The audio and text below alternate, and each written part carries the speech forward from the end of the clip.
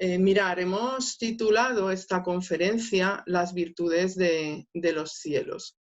¿Por qué la hemos titulado así? Para nosotros que estamos en la compañía siempre del Evangelio según el Espiritismo, pues es fácil identificar que así viene nombrado en el prefacio del Evangelio, ¿no? Y vamos a recoger un párrafo de este prefacio que dice: los espíritus del Señor, que son las virtudes de los cielos, así que han recibido la orden, se esparcen por toda la superficie de la tierra como un ejército inmenso, parecidos a las estrellas que caen del cielo, vienen a iluminar el camino y a abrir los ojos a los ciegos. Este es un mensaje del Espíritu, de verdad, es un párrafo de este mensaje. Cuando estuve preparando el curso que damos que vamos a dar del Evangelio Redivivo en la comisión de formación, me llamó la atención un análisis que hacen en el libro que ofrece la Federación Espírita Brasileña en su libro primero, Introducción al Estudio del Evangelio Redivivo, de este prefacio, ¿no? Y destaca la idea de cómo estos espíritus que recibieron la tarea de transmitir el espiritismo a la humanidad encarnada en la Tierra, se organizaron en un poderoso y disciplinado equipo que tuvo su preparación con antelación, una exhaustiva preparación. Y esto queda plasmado en esta referencia que dicen como un ejército inmenso. Un ejército inmenso que se reúne bajo la coordinación, bajo la soberanía y la autoridad del Cristo. Este equipo está constituido por las entidades superiores llamadas las virtudes de los cielos. Virtudes que van a destacar por su humildad. Lo vamos a ver a lo largo de toda la conferencia, viene muy acorde con el Evangelio que hemos dado hoy, ¿no? Pero que vamos a comprobar de la mano de Juana de Ángelis, ¿no? Ella en el libro Después de la tempestad, hablando de este equipo, refiriéndose a los componentes de este equipo al que ella pertenece, nos narra lo siguiente. Fijaros de qué manera lo hace. Ella dice: cuando se preparaban los días de la codificación espírita, cuando se convocaba a los trabajadores dispuestos para la lucha,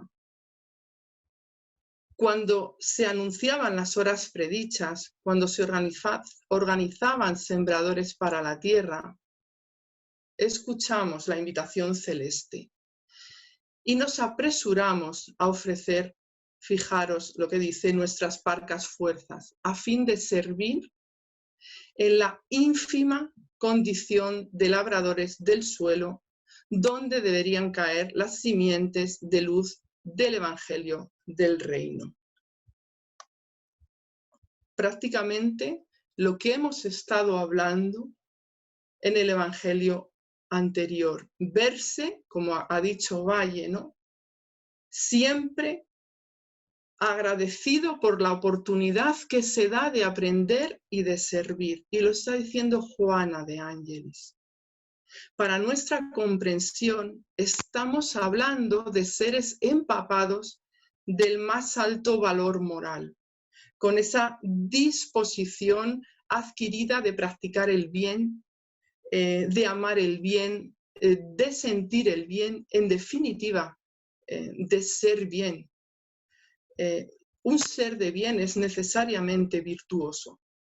Es necesariamente virtuoso. Y si leemos y profundizamos en el Evangelio según el Espiritismo, en el apartado del hombre de bien, veremos aquí estas cualidades esbozadas de estos espíritus de rango superior en todas las delicadas formas de la armoniosa virtud.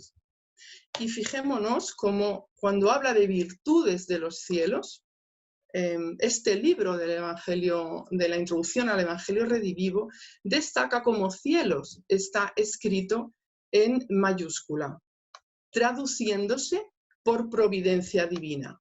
Así, los virtuosos que alcanzaron la comprensión del bien, a estos niveles se nos ofrecen cuán providencia amorosa. Estas grandes voces de los cielos, asociadas a los espíritus puros, a esos coros de los ángeles mencionados, si os leéis el prefacio entero, van a anunciar el mensaje en todas las partes del mundo por medio de innúmeros y variados fenómenos mediúnicos, a fin de despertar la atención de todos los habitantes del planeta.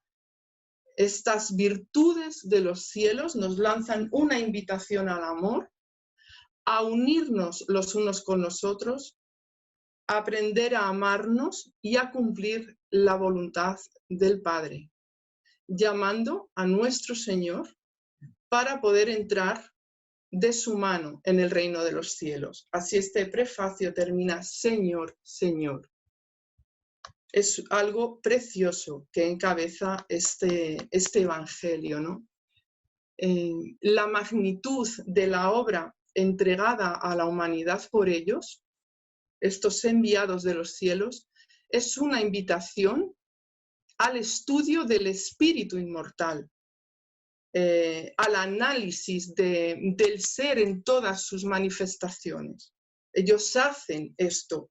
Os damos todas estas enseñanzas para que las estudiéis, para que estudiéis al espíritu inmortal, para que analicéis al ser que sois en todas sus manifestaciones. Es una invitación a la psicología profunda, a la observación de la grandeza en todo lo creado y a la afectación de esa causa primera, de esa inteligencia suprema desde la razón misma. Estas virtudes nos entregan un compendio de saber y una dádiva preciosa que debemos aceptar con sumo agradecimiento. Pero es cierto que, tal como aconseja el propio codificador, es necesario predisponerse con todo esto a hacer ese estudio serio y metódico y continuado que él recomienda, y recomienda concretamente en el libro de los medios. Es fundamental el que comprendamos cada una de las enseñanzas que nos trae, que contiene esa codificación. Es necesario auscultar en los mensajes recibidos por estos sublimes artistas de la razón.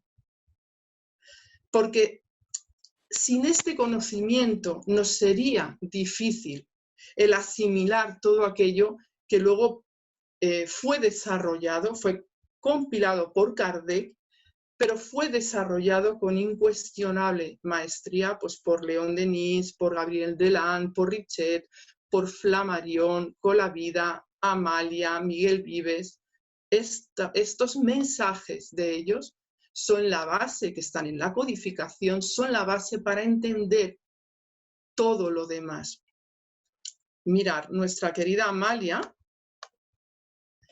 dice en el libro La luz del camino, el espiritista nos aconseja, ¿verdad? Dice, tiene que leer mucho las obras de Allan Kardec.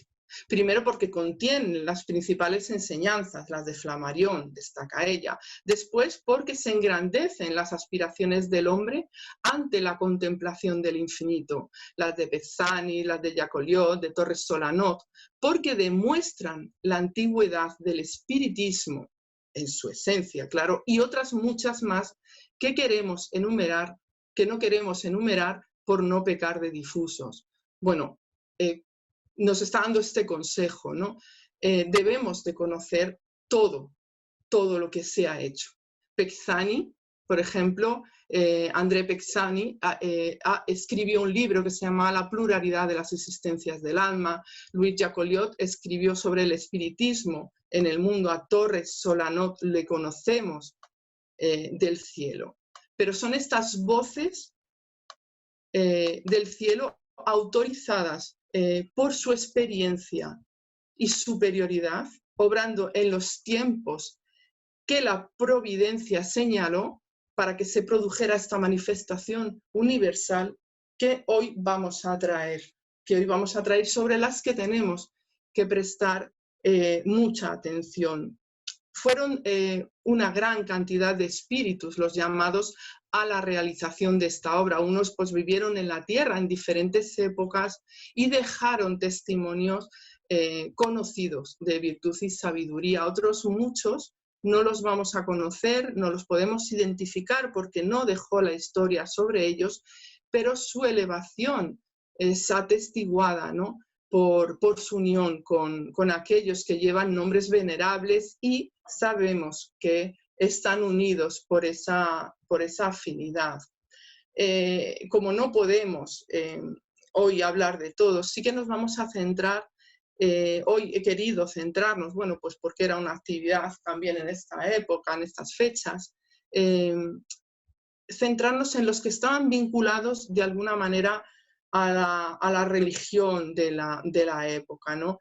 Pero lo hacen desde un entendimiento que trasciende los convencionalismos y las limitaciones del egoísmo, del orgullo, pues que tanto condicionan el crecimiento del ser. Y vamos a empezar, bueno, creo que es necesario empezar por él, ¿no? Por San Luis. San Luis es, Luis, como todos sabemos, es rey de Francia, Luis IX, rey de Francia. También lo vamos a encontrar conocido como Ludovico, y fue hijo de Luis VIII y de Blanca de Castilla. Él estuvo, creo que no se llama María de Provenza, él tuvo 8 hijos, bueno, un hombre extraordinario, ¿no? Bueno, de hecho, Voltaire mismo dijo esto de él: no es posible que ningún hombre haya llevado más lejos la virtud, ¿no? Si nosotros somos capaces de leer sobre él, sobre su biografía, y somos capaces de despojarnos de los prejuicios por las ideas religiosas de la época, vamos a ver una auténtica maravilla de ser, ¿no?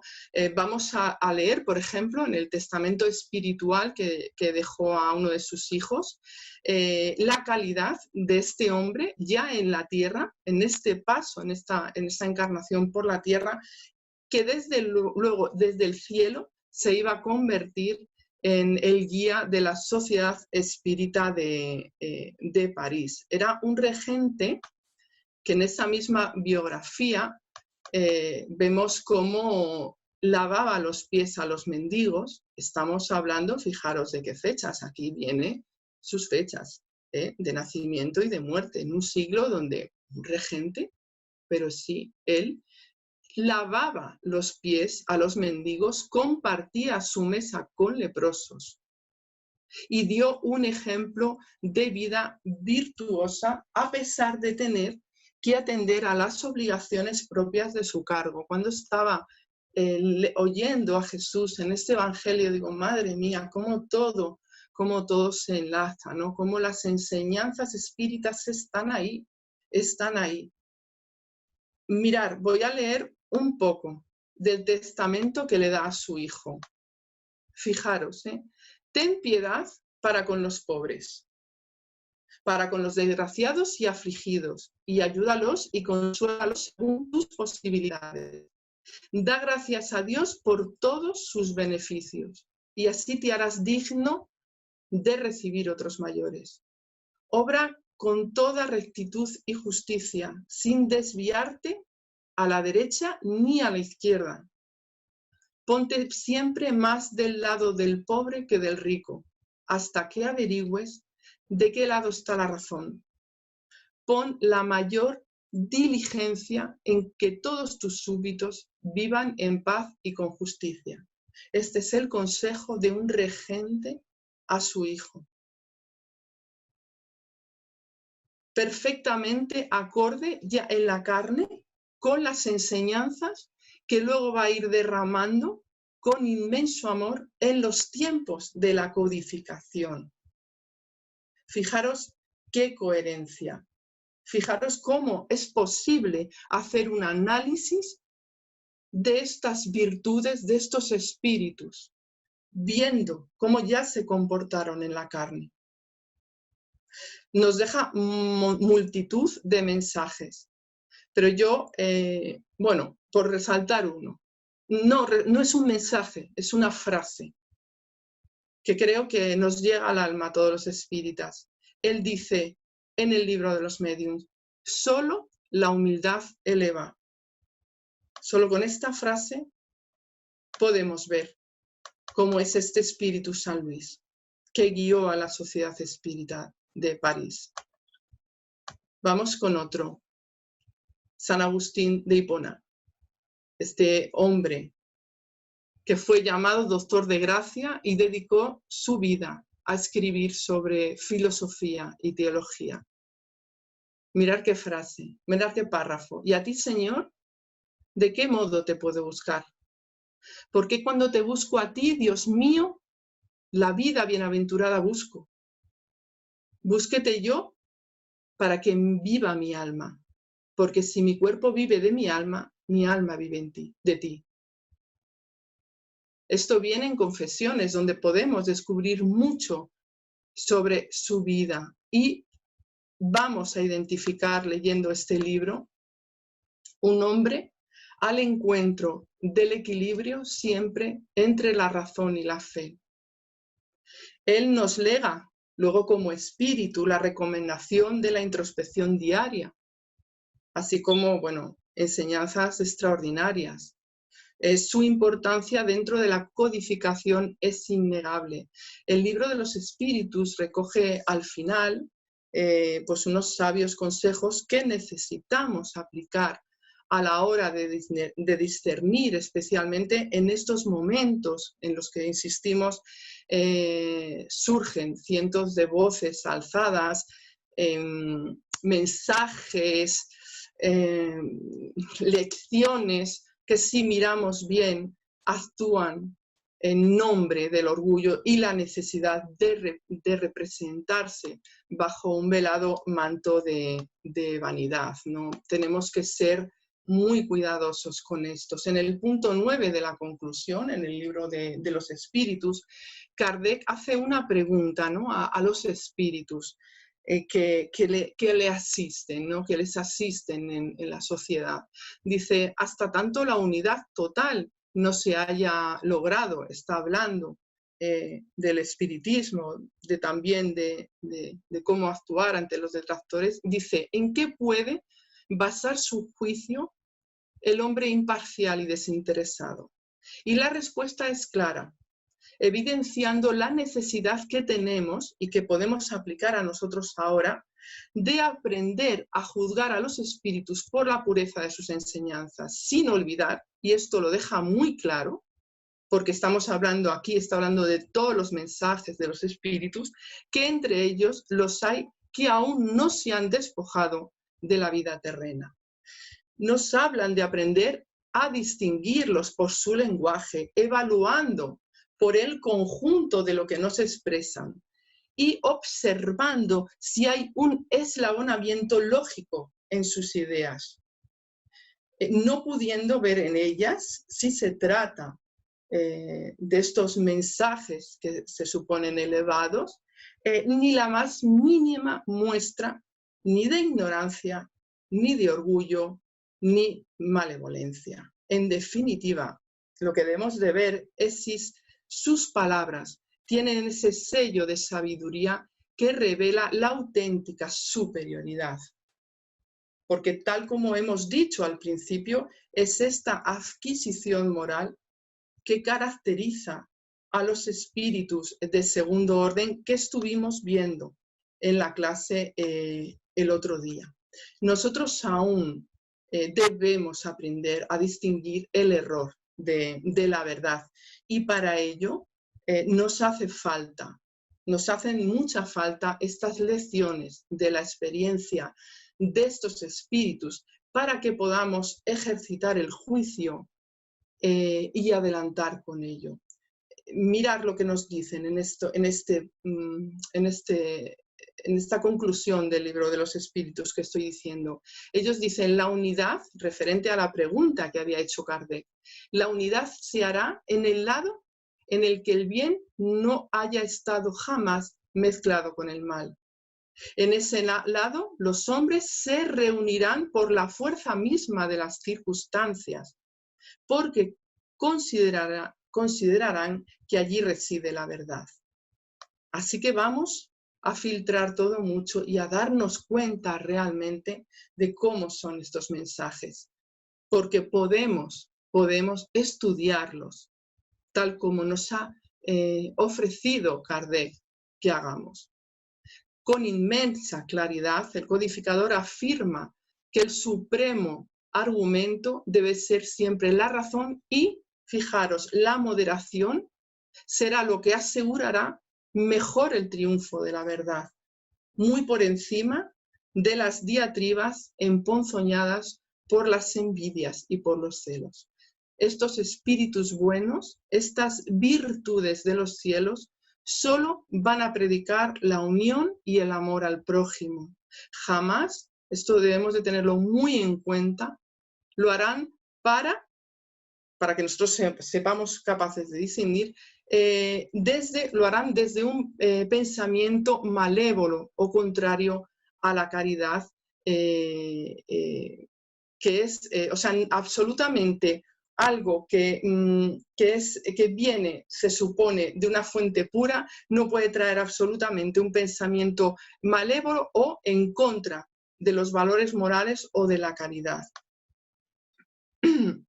Por ello, con una autoridad de una vida conquistada en el amor, San Agustín esclarece que el espiritismo es el lazo que unirá a los hombres un día, porque ha de señalarles dónde está la verdad y dónde está el error.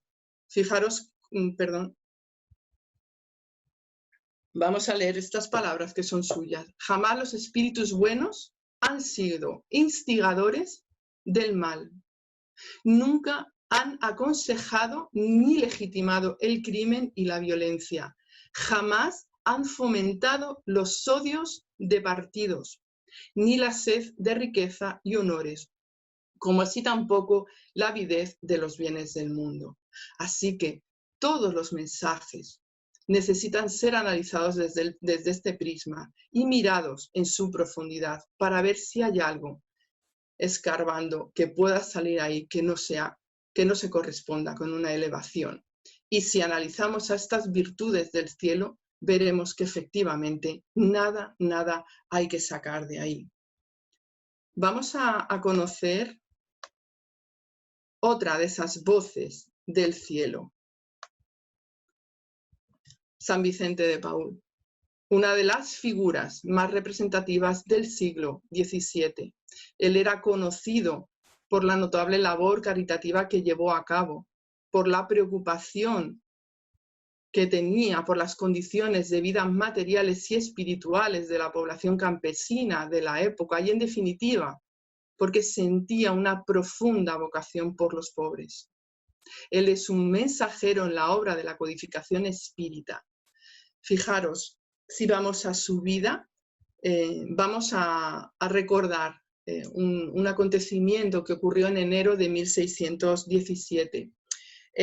Vicente acude a visitar en una villa que se llama, un lugar que se llama Folletville, con la señora de Gondy.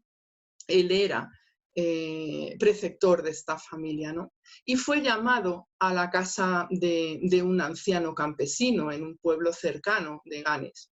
Y Vicente le animó a hacer una confesión general. Habló con él y el resultado fue totalmente inesperado, porque este campesino lo que hizo fue confesar faltas muy graves que nunca había expresado en anteriores confesiones. Y cuando terminó la confesión, cuando terminó de hablar este anciano, lo que sintió fue una liberación absoluta. Se liberó del remordimiento que le había acompañado hasta ese momento. Y dicen que le surgió una alegría incontenible. Este hecho marcó profundamente a Vicente de Paul. Y entonces el día 25 de enero, pocos días de aquella confesión en la fiesta de conversión de San Pablo, Vicente propició una prédica en la que iba a enseñar cómo hacer una confesión general. Era un martes, pero inesperadamente acudió tantísima gente que él no pudo confesar a todos. Entonces la señora que le acompañaba hizo llamar a los jesuitas de Amiens para poder atender a todos. ¿Por qué? Porque la prédica de este hombre, de Vicente de Paul, había realmente tocado aquellas almas. Este descubrimiento conmovedor de las inmensas necesidades espirituales de las personas del campo y de su abandono por parte de la Iglesia, porque esto existía, fue para Vicente la revelación de un gran desafío y una fuerte llamada para él. Esta llamada fue llevar el Evangelio a la gente pobre campesina. Así fue que a los 8 años después fundó la congregación de la misión, pues con este carisma específico. Y como no puede ser de otra manera, Vicente corresponde, tal encontramos en las explicaciones de Kardec sobre los espíritus de segundo orden y que acabamos de mencionar, a ese grupo de espíritus buenos que inspiran buenos pensamientos, que protegen durante la vida a aquellos humanos que se hacen dignos de su protección y que encarnados, ¿veis? En 1600 tanto, lo que hacen es, se presentan buenos y benévolos para con el prójimo de una manera excepcional, haciendo el bien por el bien mismo. Así vemos un San Vicente de Paul con una preocupación, con una ayuda al prójimo extraordinaria, y vemos a un Vicente de Paul como espíritu ya con un desarrollo mucho más amplio, pero que ya había venido y había experimentado aquí. Es esta experiencia la que nosotros necesitamos conocer. En la Revista Espírita, en 1858, él habla sobre la caridad, hace un canto a la caridad. Creo que en este evangelio que estamos dando ahora, en este capítulo, también tiene él un mensaje muy importante, ¿no? Fijaros lo que dice. Quisiera yo que la lectura del Evangelio fuese hecha con más interés personal.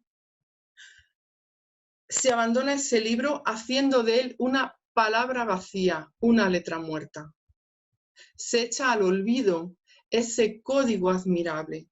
Y vuestros males, nos advierte, provienen del abandono voluntario que se hace de ese resumen de las leyes divinas. Y nos dice, nos invita, por lo tanto, leed esas páginas de fuego del sacrificio de Jesús y meditadlas. Vuelve a hacer un espíritu, ofrecernos señales de su humildad, porque él dice, yo mismo me siento avergonzado de osar prometeros un trabajo sobre la caridad cuando pienso que en ese libro, en el Evangelio, encontraréis todas las enseñanzas que deben conduciros de la mano a las regiones celestiales. Fijaros cómo continuamente estos espíritus nos están llamando a el Evangelio, a realmente abrir el Evangelio y saber que esos mensajes que nos traen están ahí, por si en algún momento alguien pudiera dudar que el espiritismo no tiene nada que ver con el Evangelio. Digamos entonces, no. Todas estas virtudes de los cielos traen un mensaje que es el Evangelio, desde la razón y de la máxima comprensión de él. Es, bueno, imposible, ¿no?, que describamos, yo creo, especialmente seguro que Valle, describir el sentimiento de amor que despiertan todos estos espíritus en el ser que busca las respuestas fundamentales que esclarecen el alma. Pero esto lo digo también por el Cineforum del otro día y por lo que despierta Pablo en cada uno de nosotros, ocupa un lugar especial. Ya el otro día vimos cómo hablaba Valle de él. Nos sentimos muy identificados con este ser, con este hombre, Pablo, que como nosotros estaba en el error, y cuando entra en Damasco, Jesús le llena totalmente y se transforma. Creo que cada uno de nosotros hemos sentido, no nos hemos sentido dignos, hemos visto tantos errores en nosotros, decimos, Dios mío, ¿y cómo? El espiritismo ha llegado a nosotros y nos ha convertido. Bueno, pues así ha sido, creo, ¿no? Y también seguro que coincidimos en que Pablo y Esteban nos acercó más a esta figura sublime, que es un ejemplo de superación y amor al Cristo. Y yo me acordaba, ¿no?, lo que pasa es que he tenido claro, lógicamente, que ir al libro, que él tiene una conversación hablando con Lucas y que le expresa cómo la experiencia del mundo le enseñó a discernir de alguna forma la posición espiritual de cada persona. Y Pablo en este momento del libro en el que está conversando con el amigo que le acompaña, diferencia dos clases de hombres para quienes se hace más difícil el contacto renovador del Evangelio de Jesús. Fijaros, en la primera señala a aquellos envenenados por lo que llama la prejuiciosa ciencia de la tierra. Él está hablando con Lucas, pero nosotros también podemos traer, ¿no?, esto para acá ahora, ¿no? Dice, hombres que se cristalizan en una superioridad imaginaria y que presumen de sí mismos. Estos son, a su forma de ver, los más infelices. Fijaros, ¿no? Esa posición que creemos que tenemos. Y la segunda expresa es la que conocemos, esto viene del libro, en los judíos recalcitrantes, que poseyendo un precioso patrimonio del pasado, fijaros, no comprenden la fe sin luchas religiosas y se petrifican en el orgullo de la raza y perseveran en la falsa interpretación de Dios. Lo leemos en Pablo y Esteban, pero vamos, me suena mucho esto ahora mismo. Fijaros cómo el orgullo permanece durante mucho tiempo en el ser humano. Y es entonces cuando resalta que de tales cosas entendemos mejor la palabra de Cristo, que clasificó a los simples y pacíficos de la tierra como criaturas bienaventuradas, aclarando que pocos gentiles cultos y raros judíos creyentes en la antigua ley están preparados para la bendita escuela de la perfección con el divino Maestro.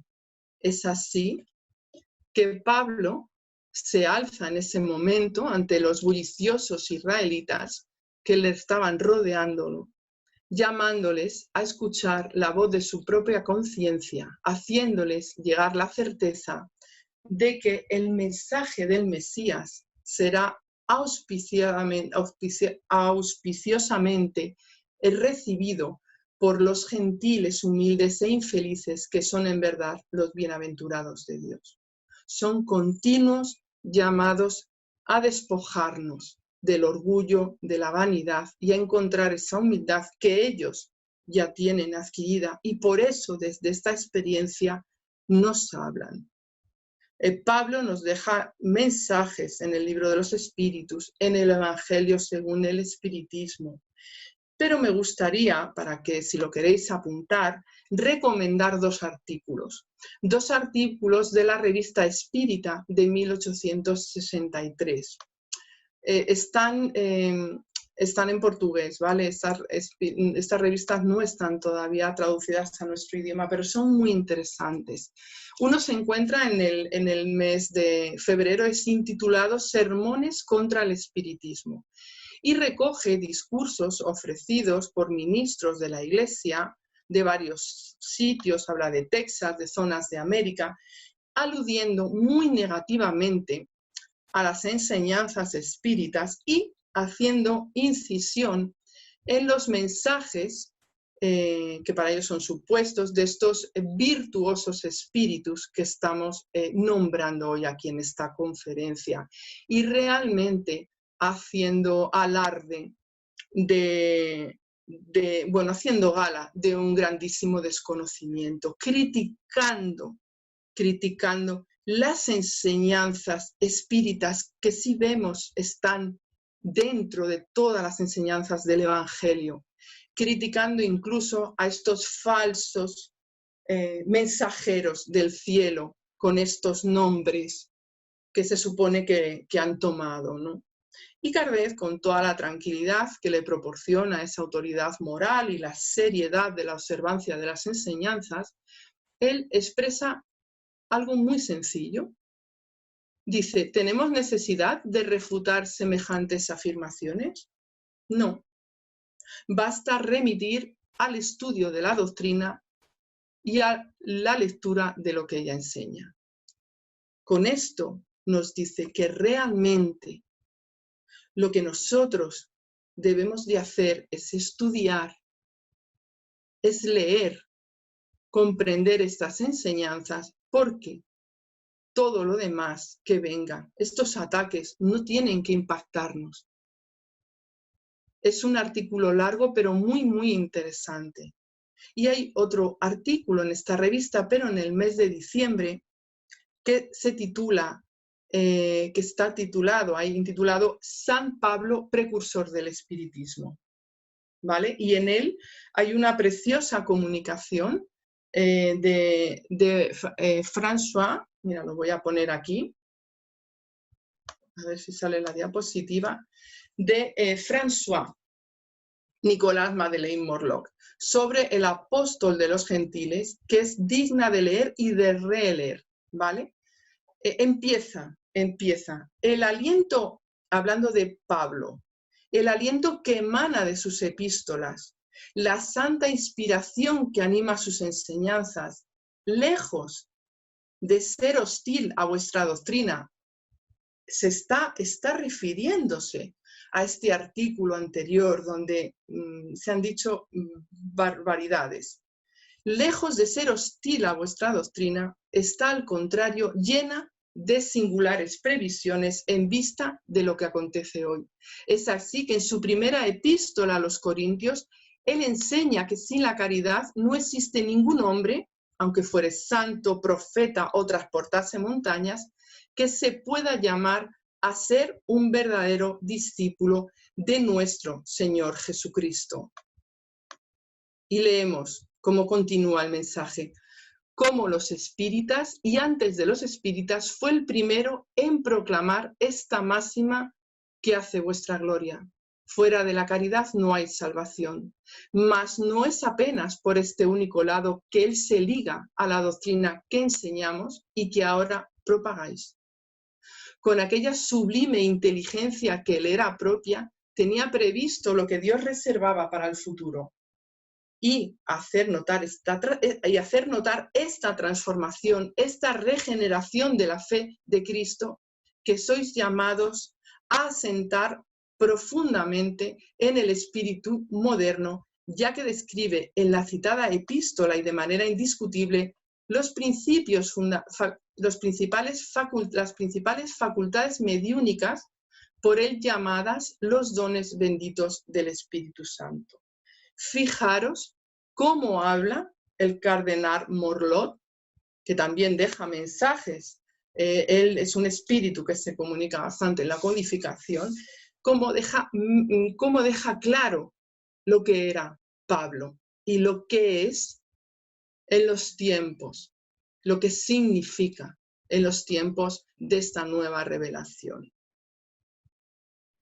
Bueno, pues y ligado a Pablo también tenemos a Erasto de Corinto y a Timoteo de Éfeso, que ambos también nos dejan una comunicación, por ejemplo, en el libro de los medios, en el ítem 225, ellos hablan mucho sobre la comunicación, el rol de los medios en las comunicaciones espíritas.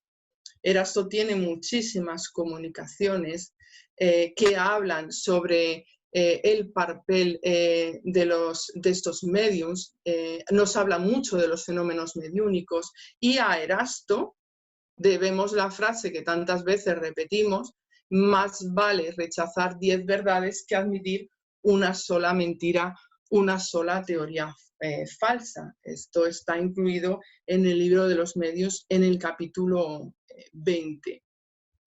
Bueno, pues si buscamos otra notable virtud de los cielos, pues claro, tenemos que nombrar a San Juan Evangelista, ¿no? San Juan Evangelista es uno de los espíritus que firma en los prolegómenos del libro de los espíritus, ¿no? Firma Juan Evangelista, San Agustín, San Vicente, San Luis, el Espíritu de Verdad, Sócrates, Platón, Fenelón, Franklin, Swedenborg, y ponen etcétera. ¿Por qué? Estos son espíritus que están dando esos consejos a Kardec en los prolegómenos. Y siendo uno de los excelsos benefactores espirituales de la codificación, dejó mensajes profundos, ¿no? Como uno que es publicado en la Revista Espírita de diciembre de 1864 por medium de la señora Costel, ¿no? Este artículo, si lo queréis buscar, lleva como título Sesión conmemorativa de la Sociedad de París. Y él dice que el amor es la ley del espiritismo. Dice que el amor dilata el corazón y hace amar activamente a aquellos que desaparecen en la vacante penumbra del túmulo. El espiritismo no es un sonido vano caído de los labios mortales y que un soplo lleva. No, no lo es. Él dice que es la ley fuerte y severa que proclamó Moisés en el monte Sinaí, la ley que afirmaron los mártires ebrios de esperanza. Fijaros lo que está diciendo el espiritismo. La ley que descuidan los filósofos inquietos y que finalmente los espíritus vienen a proclamar.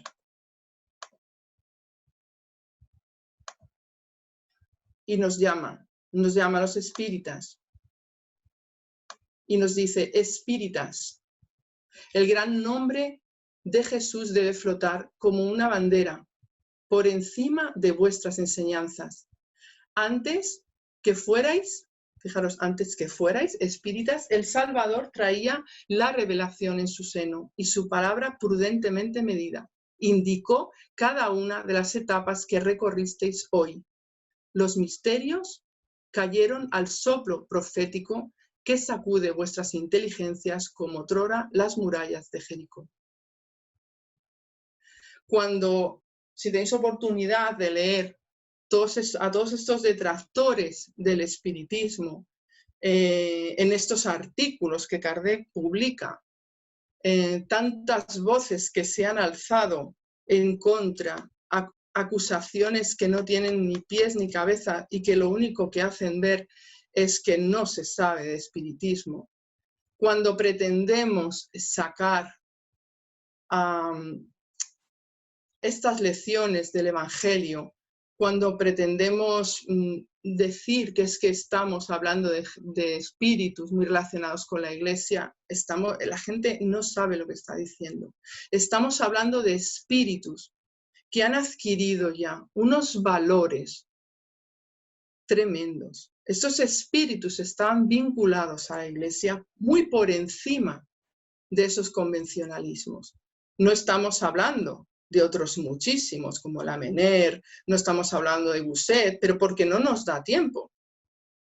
Pero hay que conocer, es necesario conocer a estos seres que vivieron en la tierra, que tuvieron su evolución, y ver cómo desde el cielo están hablando desde esa experiencia para que nosotros seamos capaces de acoger y asimilar todo aquello que nos hará llegar a ese estado, a ese orden de espíritus. Todos pasan por las órdenes de los espíritus, por las diferentes órdenes de espíritus. Todos han pasado por un aprendizaje. Es de un orgullo exponencial el pensar que debemos de dejar al lado o criticar esto. Tenemos que saber de estas virtudes de los cielos y porque tenemos la oportunidad de saber de ellas.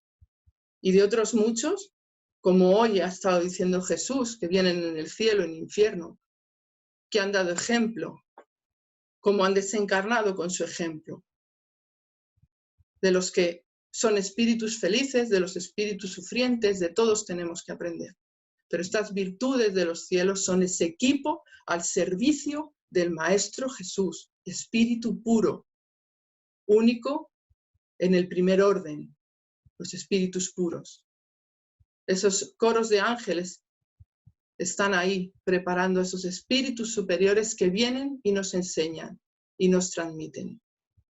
Bueno, no me quiero extender mucho, pero sí que no me voy a ir sin hablar de Fenelón, porque ya sabéis que para mí es especial, ¿no? Fenelón es ese escritor francés que fue arzobispo de Cambrai y fue una persona muy interesada en la educación. Él redactó el Tratado de la Educación de las Jóvenes en 1687 para el duque de Bellevue, que tenía 8 hijas, y escribió también su explicación a las máximas de los santos 10 años después. Esto le supuso ser desterrado a su diócesis y fue privado de títulos y pensiones, ¿no? La vida de Fenelón es muy interesante, ¿no? De mucho sacrificio también. Él era un joven brillante y era un apasionado de la literatura antigua y bueno, pues tuvo que dejar por decisiones y entrar en la vida religiosa y allí supo perfectamente cómo hacen los espíritus, ya que tienen una preparación, adaptar todo esto y extraer de esa vida religiosa lo mejor.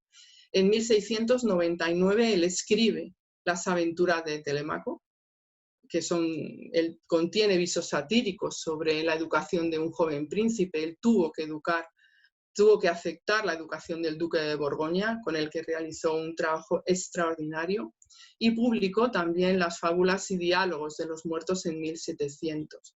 Mira, vamos a ver de este libro de 1700, pues aquí está, un extracto, que dice que los elegidos con preferencia para el gran cargo de la instructiva educación de los príncipes, empleándose en tan noble ejercicio, deben trabajar con vigilantísimo cuidado en corregir sus recientes vicios y en influirles con sagaz industria las virtudes y prendas propias de su estado y carácter, porque de la recta conducta de los príncipes depende el bien público. Fenelón escribe esto en 1700. Ahora vamos al capítulo 31 del Libro de los Medios, a las disertaciones espíritas, y se está hablando de las sociedades espiritistas. Y leemos un mensaje de Fenelón espíritu que hace mucho empeño en hablarnos del egoísmo en numerosos mensajes, y leemos un extracto que habla sobre la rivalidad entre los grupos espíritas de una misma localidad. Y él, en ese talante aleccionador que ya tenía, que había desarrollado muchísimo con el duque de Borgoña, lo habla como espíritu y dice: ¿estáis convencidos que el espiritismo debe conducir a una reforma moral? Bien, si estáis convencidos, entonces que vuestra reunión sea la primera en dar ejemplo de virtudes cristianas. Porque en este tiempo de egoísmo, en las sociedades espiritistas, la verdadera caridad debe encontrar un refugio. Tal debe ser, amigos míos, una reunión de verdaderos espiritistas. Así como cuando hemos dicho antes, en un mensaje que supone una elevación, no podemos encontrar ni el más mínimo resquicio de orgullo, de maledicencia, oscuro. Debemos de trabajar muchísimo para que en estas reuniones espíritas cada vez esté más en práctica la caridad como la estamos estudiando estos días en el Evangelio y estudiamos todos los días, ¿no? De todos los años que llevamos en el espiritismo. Fijaros cómo Fenelón en la primera comunicación establece la necesidad de trabajar sobre las propias virtudes en todo aquel del que dependía la educación de los príncipes, para que dé como resultado una buena conducta en los jóvenes que están aleccionando y producir así como consecuencia un buen público. Fijaros la complejidad de lo que él enseña, ¿vale? Y cómo en este mensaje que trae en Disertaciones Espíritas, nos insta desde el mundo espiritual a todos aquellos que asumimos la educación del espíritu en el servicio espírita para contribuir con nuestro mejoramiento al crecimiento moral de nuestro propio centro y de nuestra propia sociedad, por ende. Desde la posición que ocupa en diferentes tiempos, en diferentes circunstancias, en diferentes lados de la vida, el mensaje tiene la profundidad de un verdadero mensajero del bien. Hay un juez, hubo un juez y traductor que se llama Mariano Antonio Collado González Piñuela. Este hombre nació en Murcia en 1796, llegó a ser rector de la Universidad de Barcelona y tiene una traducción al castellano de la obra de Fenelón, Las aventuras del Telémaco. Una obra muy especial, muy, muy especial. Y este hombre dice, es una obra maestra que se aprende en Europa de memoria desde hace más de 2 siglos. Lo dice en el momento de su vida, lógicamente. Es el libro de los reyes y de los pueblos escrito para la educación de un príncipe, que ha servido para educar a la gran familia humana. Fijaros la importancia de una obra que, si no estudiamos bien y en profundidad a estas virtudes de los cielos, a estos espíritus maravillosos, pasamos de alto, lo pasamos por alto. Sí es importante esta obra de las aventuras del Telémaco, que Kardec la incluye una parte muy grande en el cielo y el infierno o la justicia divina, ¿vale? En el ítem 10 vemos un extensísimo ítem 10 que está del capítulo 4 denominado el infierno, está ahí en ese ítem 10 íntegra esa parte, ¿no? Corresponde a este libro. Son unas lecciones extraordinarias que saca Kardec de las aventuras del Telémaco y lo pone en un libro de la codificación del espiritismo. Con esto queremos decir que la genialidad de Fenelón va a ser plasmada en la codificación como lección fundamental para el entendimiento de las consecuencias de los propios actos, que es lo que trata de hablar aquí en este ítem, en el capítulo del infierno.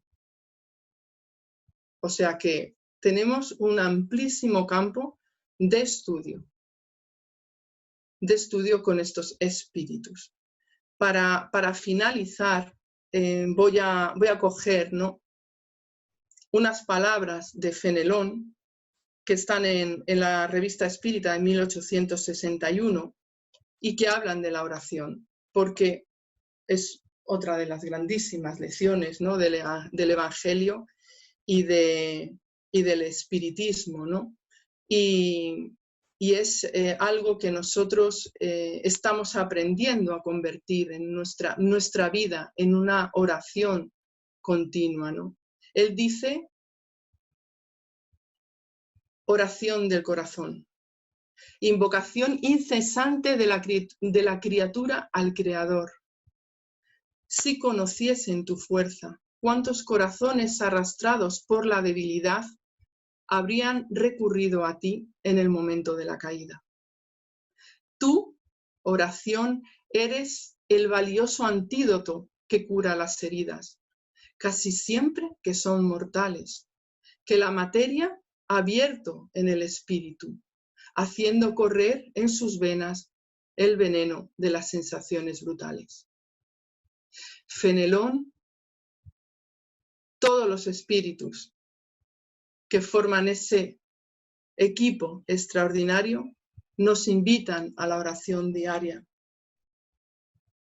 nos invitan a esa conversación con el Padre, nos enseñan por qué orar, cómo orar, para convertirnos en esos seres de bien. Y es a través de sus mensajes, de estas virtudes de los cielos con mayúsculas, que son un regalo de Dios para con nosotros y que nos acercaron ese consuelo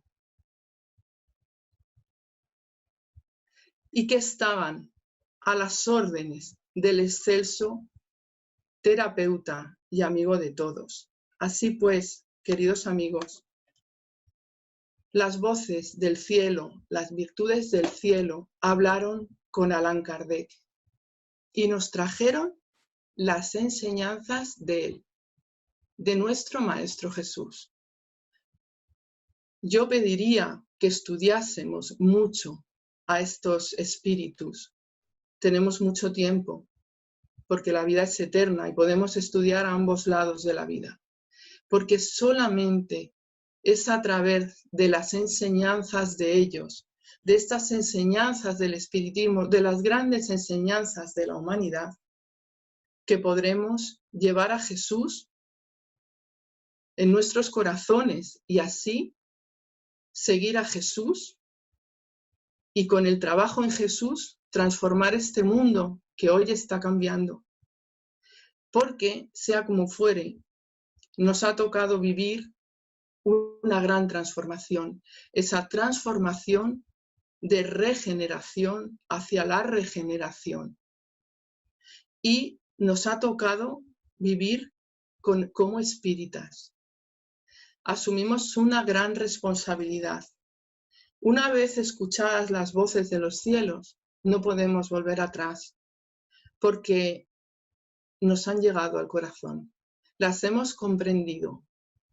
Y todas estas virtudes, unidas a todos aquellos que dieron hasta el más pequeño mensaje en la codificación, todos aquellos con los que estuvo Kardec, los compañeros de la sociedad, todos aquellos que conoció en sus viajes, todos aquellos que le escribían por todas las partes del mundo, todos aquellos que en nuestro país estuvieron trabajando, hoy piden que escuchemos a estas voces y que seamos capaces de ser nosotros ahora esas sencillas voces en nuestras familias, en nuestros trabajos, con nuestros compañeros, y así poder ser esos verdaderos espíritas que Fenelón nos acaba de decir y que Kardec clasificó como los verdaderos cristianos.